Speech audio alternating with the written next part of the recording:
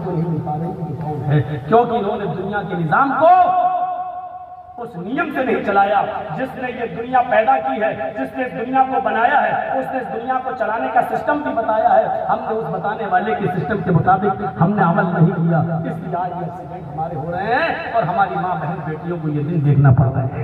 जब उसने खुद कह दिया है कि औरतों का मामला घर की जिम्मेदारी देखने का है और मर्दों की जिम्मेदारी घर के बाहर की है। मेहनत मर्द करेगा, मजदूरी मर्द करेगा, रिक्शा मर्द चलाएगा, मिस्त्रीगिरी का काम मर्द करेगा, खेत मर्द जोतेगा, सारे काम बाहर के मर्द करेगा। घर में झाड़ू औरत लगाएगी, खाना औरत पकाएगी, बच्चों को तैयार करके स्कूल औरत भेजेगी, घर की सफाई औरत करेगी। औरत की अपनी जिम्मेदारी है, मर्द की अपनी जिम्मेदारी है। खबरदार, अल्लाह के इस नियम को अगर बदलने की कोशिश की तो गोया कि तुमने गाड़ी के बनाने वाले के नियम को तोड़ने की कोशिश की। ये कभी भी एक्सीडेंट हो सकता है। और नाम क्या दे रहे हैं आप? नाम क्या दे रहे हैं? औरत को मुसलमानों ने, इस्लाम ने घर की 4 दीवारी में कैद कर दिया। तसव्वुर करो। मैं पूछता हूं कि तुमने औरत को कितनी इज्जत दी आजादी निस्मा के नाम पर? कितनी इज्जत दी? मैं बताऊं कितनी इज्जत दी? 2 रुपए का साबुन भी उस वक्त तक नहीं दिखता है जब तक कि उस साबुन के ऊपर आधी नंगी लड़की का फोटो न लगे। ये आपने औरत को इज्जत दी। तुमने औरतों के जिस्मों से कपड़े उतारे हैं। अल्हम्दुलिल्लाह, हमने, हमारे नबी ने औरतों के जिस्मों पर कपड़े डाले। फर्क इतना है, आज कोई मिस वर्ल्ड और मिस इंडिया उस वक्त तक नहीं बन सकती है जब तक कि उसके जिस्म पर सबसे कम कपड़े ना हो, और जिसके जिस्म पर जितने कम कपड़े होते हैं उसको उतना ही बड़ा अवार्ड दिया जाता है। तुमने हमारी बहनों बेटियों के जिस्मों से कपड़े छीने हैं। हमने हमारे मसहब में उनके जिस्मों को ढांपा है, और जिसने छीने हैं वो आजादी का नारा लगा रहा है, और जिसने उनको इज्जत के साथ घर में रहने का सलीका सिखाया है उनको कहा गया कि तुम है। जरा तसव्वुर करिएगा, जो अपने घर में अपने बाप के लिए खाना बनाए वो कैद में है, जो अपने भाई के लिए खाना पकाए वो कैद में है, जो अपने बच्चों की देख रेख करे और उनकी निगरानी करे, उनकी अच्छी तालीम और तरबियत के लिए घर में रहे वो कैद में है, और जो घर से बाहर निकलकर होटलों में नौकरी करे और गैर मर्दों के लिए होटलों में बिस्तर बिछाए, ये आजादी है। तसव्वुर करो आज हमारी अकलें कहां मारी गई है। जो किसी दुकान पर बैठकर कस्टमरों के साथ मुस्कुरा कर दुकान का सामान बेचे, ये आजादी है। और अपने घर में अपने बहन, अपने भाई, अपने बाप, अपने बेटों, अपनी बहनों के लिए अगर खाना पकाए और उनकी कीमती देख रेख करे तो इसको आप कहते हैं कि घर की 4 दीवारी में कैद कर दिया। आप इसको कैद कहते हैं। कैसी अकलें फेर दी गई हैं तुम्हारी, और इन अकलों पर कैसे पत्थर पड़ गए हैं। तो मेरे प्यारे साथियों, ये अकल नहीं है बल्कि उस अकल का हमने नाजायज इस्तेमाल किया है। कुरान इसी को कहता है, या अय्युहल्लज़ीना आमनू उदखुलू फिस्सिल्मि काफ़ा, ऐ ईमान वालों तुम इस्लाम के अंदर पूरे की पूरे दाखिल हो जाओ। ये गलती आप जानबूझ के कर रहे हैं। अपनी 20-25 साल की बहन को, बेटी को गैर मर्दों के साथ बिठा के जो आप काम करवा रहे हैं और गैर मर्दों के साथ जो ड्यूटी पे भेज रहे हैं, मुझे इस बात की परवाह नहीं है कि कल हमें बुलाओगे या नहीं बुलाओगे, लेकिन सुनना पड़ेगा। तुम्हें नहीं, तुम्हारे बाप को भी सुनना पड़ेगा। ये अथॉरिटी इस वक्त मुझे शरीयत ने दी है। तुम्हें अथॉरिटी तकरीर सुनने के बाद गाली देने की है, दे लेना जितनी चाहो। ये अथॉरिटी मुझे है, सुनिए। ये जानबूझकर जो गलती तुम कर रहे हो ये माफ नहीं होगी। अल्लाह तौबा उसकी कबूल करता है जो अनजाने में गलती हो जाए, और जानबूझकर भी हो जाए तो उस जानबूझकर गलती करने के बाद फिर आइंदा उस जुर्म को न करने का याद अहद करे कि अल्लाह हम आइंदा इस जुर्म को नहीं करेंगे। फिर अल्लाह रब्बुल आलमीन चाहे तो माफ कर दे और चाहे न करे, ये उसकी मर्जी पर माफ होगा।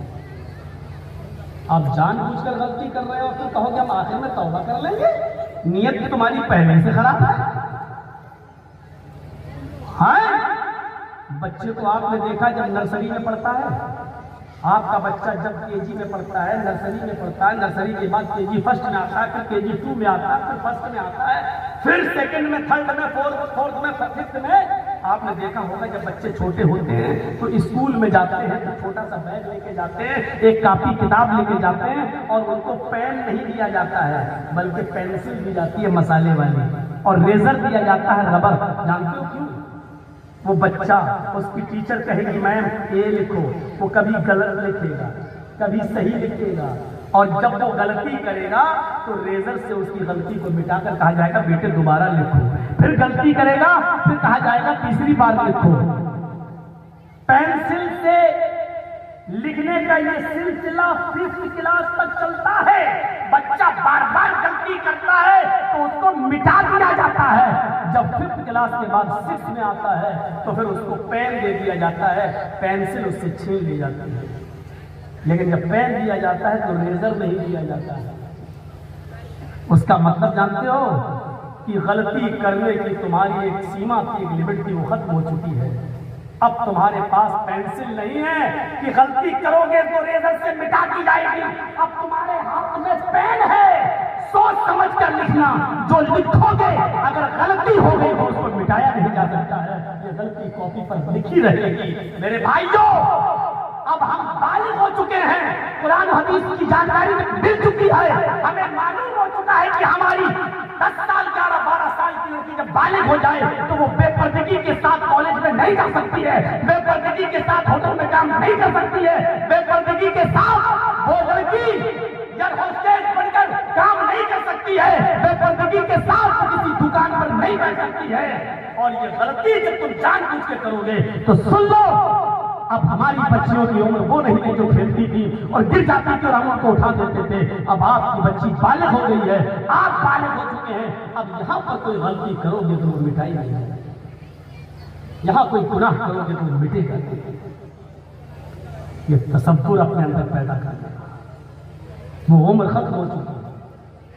अनजाने में कोई गलती हो जाए तो कहिए है रब्बना ला तुआखिज़ना इन नसीना व अख़्ताना। अल्लाह उन गुनाहों पर हमारी पकड़ मत करना, मुआवजा मत करना जो भूल चूक में हो जाए और गलती से हो जाए। इन नसीना औ अख़्ताना, अगर हमसे भूल चूक में कोई गलती हो जाए, भूल चूक में औ अख़्ताना, और हम खता कर बैठे, गलती कर बैठे तो उस पर हमारा मुआवजा मत करना, हमारी पकड़ मत करना। हम तो जानबूझकर गुनाह कर रहे हैं, जानबूझकर। गौर करो, जानबूझकर हम गुनाह कर रहे हैं। हल्की सी हवा चलती थी, हल्की सी, आसमान लाल भी नहीं होता था और पानी के 2 कतरे जमीन पर गिरते थे। अम्मा आयशा कहती हैं, सुनन नसई के अल्फाज हैं, हम नबी अकरम सल्लल्लाहु अलैहि वसल्लम के पास बैठे होते, कभी हम नबी की गोद में अपना सर रखे होते, कभी नबी हमारी गोद में अपना सर रखे होते।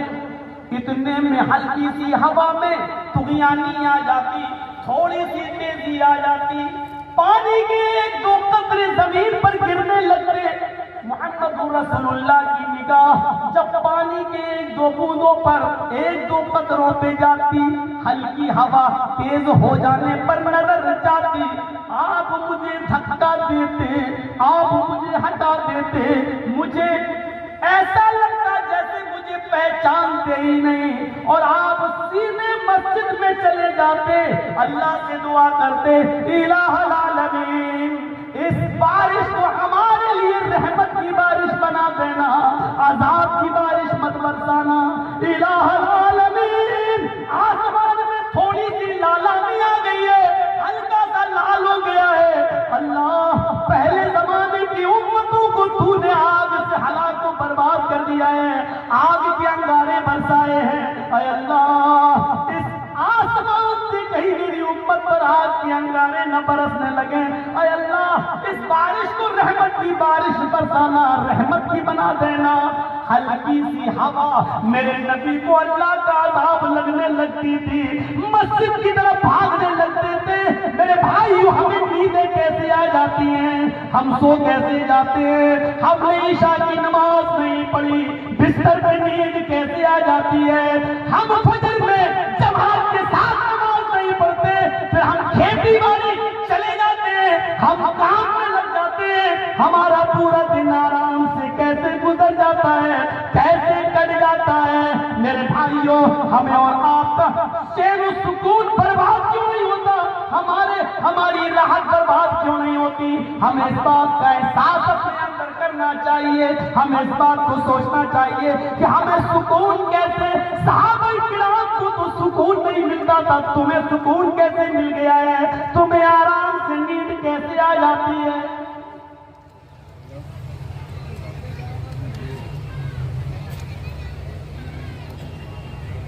अली मियां नकवी रहमतुल्लाह अलैह, अल्लाह उनकी मग़फ़िरत फरमाए, उनकी कब्र को नूर से भरते, करवर करवर राहत और सुकून नसीब फरमाए। लखनऊ के एक जलसे में बहुत बड़ा इज्तिमा था, उनकी तकरीर हो रही थी और बहुत दूर दूर से लोग उनका इज्तिमा में आए थे।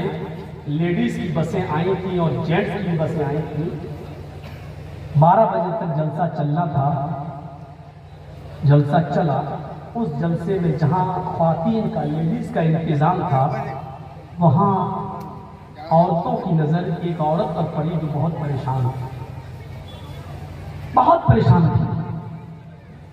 तो किसी औरत ने उससे पूछा, बहन तुम इतनी परेशान क्यों हो, तुम्हें कोई बीमारी है, तबीयत खराब है, क्या बात है? उसने कहा नहीं, मुझे सिर्फ ये बताओ कि ये जलसा कब खत्म होगा। कहा कि 12 बजे तक हो जाएगा, 10-5 मिनट आगे पीछे हो जाता, कोई बात नहीं, लेकिन खत्म हो जाएगा। वो बार बार पूछती, घड़ी में टाइम क्या हुआ, वक्त क्या हुआ। फिर औरतों ने पूछा, है बात क्या है, परेशान क्यों? तो उस औरत ने अजीब बात बताई। उसने कहा, मेरी बहनों, मैं आई तो थी जलसा सुनने, लेकिन इस वक्त मुझे किसी आलिम की तकरीर पसंद नहीं आ रही है, क्योंकि मैं अपने 2 साल के 2.5 साल के बच्चे को अपने बिस्तर पर छोड़कर आई हूं। मेरी सास यानी उस बच्चे की दादी उसके साथ लेटी है। का फिर क्यों घबरा रहा? का घबरा इसलिए रही हूं कि अभी मुझे याद आया है कि कभी कभी लाइट चली जाती थी तो मैं माचिस से मोमबत्ती जला लिया करती थी, और मोमबत्ती उसी बिस्तर के ऊपर रखी हुई है, उसी बेड पर, और वो मैच बॉक्स, वो माचिस मेरे तकिए के नीचे रखी हुई है। मेरा चैन, मेरा सुकून इसलिए चला गया है कि मैं ये डर रही हूँ कि रात के अंधेरे में कहीं मेरा बच्चा तकिए के नीचे हाथ डालकर वो मैच बॉक्स ना उठा ले, उसमें से तीली ना निकाल ले, जला न ले, और जलती हुई वो तीली कहीं बेड पे न गिर जाए और उससे बिस्तर न जल जाए, और उस बिस्तर से कहीं मेरा बेटा और मेरी सास जलकर राख न हो जाए, और वो आग कहीं मेरे पूरे घर को न जला दे। उन औरतों ने कहा, बहन तुम्हारा लड़का 2 साल का है और दादी उसके पास सो रही है, घबराओ नहीं, बच्चा 2 साल का है, तुम्हें चिंता करने की, फिक्र की जरूरत नहीं है। चलो तुम गौर से सुनो तकरीर। उसने कहा, तुम ठीक कह रही हो। जिसकी माँ, बच्चे की माँ, वो कहती है तुम ठीक ही कह रही हो, और ऐसा तुम इसलिए कह रही हो क्योंकि वो तुम्हारा बच्चा नहीं है। मैं जो डर रही हूँ वो इसलिए डर रही हूँ क्योंकि वो बच्चा मेरा है और मुझे अपने बच्चे की आदत मालूम है। जलसा रात में चला 12 बजे, 12:10 पर खत्म हुआ।